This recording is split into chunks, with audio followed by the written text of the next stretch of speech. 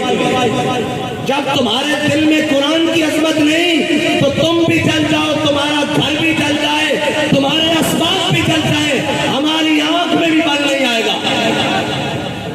اس لیے ہمیں کوئی تکلیف نہیں، ہمیں اگر تکلیف ہے تو قرآن کے جلنے کی ہے، اس لیے کہ وہ تکلیف اس ہاں اگر تمہیں قرآن کے جلنے کی تکلیف ہوتی تو پھر جو ہاتھ تمہارے جانب آتا اس ہاتھ کو ہم توڑتے، جو آنکھ تمہاری جانب اٹھتی اس آنکھ کو ہم پھوڑتے، لیکن اب تو ہم دعا کرتے ہیں اللہ تمہیں اور درد کرے، اور درد کرے، اور درد کرے، اور درد کرے، ان تمام اسباب کو بھی آگ لگا دے جو تم نے صرف اسلام کے لیے رکھے ہوئے ہیں، اسلام کی حفاظت کے لیے نہیں رکھے۔ اور میں تو یہ کہتا ہوں کہ یہ سب ہم سب بھی مر جائیں اور ہم سب بھی غرق ہو جائیں اللہ کی کسی عذاب میں، عذاب ہی آئے گا نا ہم پر جب ہم محافظ قرآن نہیں ہیں۔ کیا کریں بھائی، سب صبح اٹھ کر سب کو عزت قرآن کی وجہ سے ملی۔ بابا جی جب قرآن کی بات آتے تھے فرماتے تھے جھلیا ساری گلا بعد گھروں سے قرآن پڑھن نکلے سب۔ 1974 بابا جی فرماتے ہیں سب نے پہلے قرآن گھروں پڑھن نکلے سا، وہ کیا مولوی، وہ کیا پیر، وہ کیا حفاظ، وہ کیا قاری، وہ کیا عوام، وہ کیا جناب، سب کو عزتیں قرآن کی وجہ سے ملی۔ کسی کا بچہ قرآن کی وجہ سے ٹھیک ہوا جناب، کسی کو شفا قرآن کی وجہ سے ملی، کسی کو ہدایت قرآن کی وجہ سے ملی، کسی کو ایمان قرآن کی وجہ سے ملا، کسی کو اسلام قرآن کی وجہ سے ملا۔ سارا کچھ قرآن کے ملنے کے بعد جب قرآن کی عزت کی باری آئی ہے تو ہم سب بے شرم بن گئے، سب بے شرم بن گئے۔ اس میں دوسری رائے ہے ہی کوئی نہیں۔ کیا کریں جی، کیا کریں؟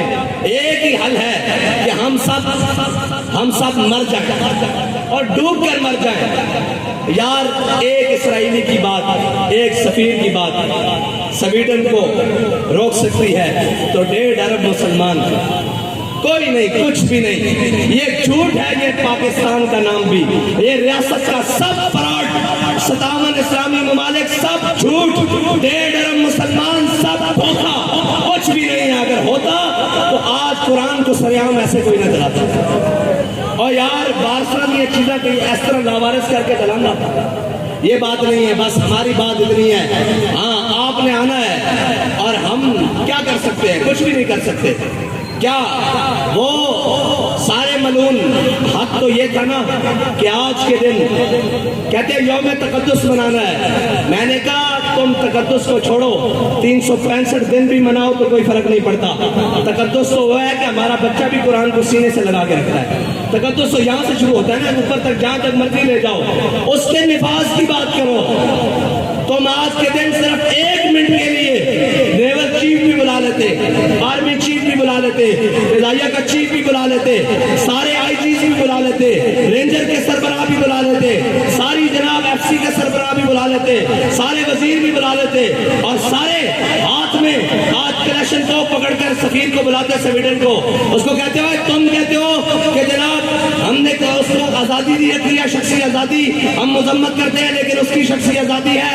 لو آج ہم تمہیں یہ بتا رہے ہیں کہ ہم نے قرآن کی حفاظت کا ذمہ اللہ نے ہمارے لیے لگایا ہے۔ ہم جب تک قرآن کی حفاظت نہیں ہوتی ہم تم سے جنگ جاری رکھتے ہیں۔ 1 منٹ کی بات تھی، 1 منٹ کی بات تھی، 1 سیکنڈ کی بات تھی، لیکن کوئی نہیں، نہ کوئی بات کرے گا۔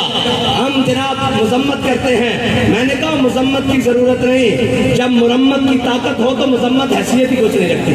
مذمت تو شاہ صاحب نے کہا عیسائی بھی کر رہے ہیں، مذمت تو یہودی بھی کر رہے ہیں، مذمت تو پارسی بھی کر رہے ہیں، مذمت تو ہندو بھی کر رہے ہیں۔ تمہیں اللہ نے اس لیے نہیں طاقت دی تھی، تمہارا کام تھا تم مرمت کرتے۔